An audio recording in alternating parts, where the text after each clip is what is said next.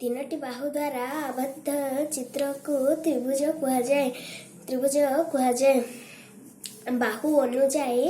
बाहु अनुଯାयी दुई प्रकारर त्रिभुज थाए, यथा समबाहु त्रिभुज, विषम बाहु त्रिभुज। त्रिभुजर बाहु आबद्ध होई कोण सृष्टि हुए। कोण अनुଯାयी त्रिभुज तीन प्रकारर थाए, यथा स्थूलकोणी त्रिभुज, सूक्ष्मकोणी त्रिभुज, समकोणी त्रिभुज। जो कोणर परिमाण 90 डिग्री ताहाको समकोणी त्रिभुज कुहाଯାଏ।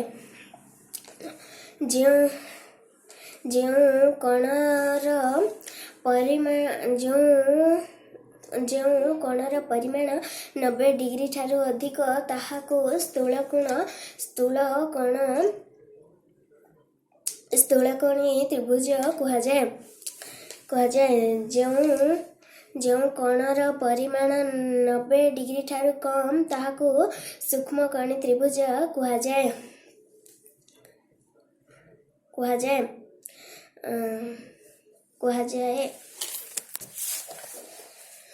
जो घन वस्तुर धार मानक दैर्घ्य समान ताहाको समघन कुहाଯାଏ। समघनर 12टी धार 8टी शीर्ष अछि।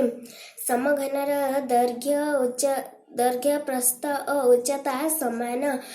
आयत घनर 6टी तल बा पाख अछि। 4टी धार 8टी शीर्ष अछि। एहार विपरीत पार्श्व समान। उदाहरण डस्टर, कंपास, इटा। कोणर तलपट गोलेई होई ऊपर पटको मुनिया होई थाए।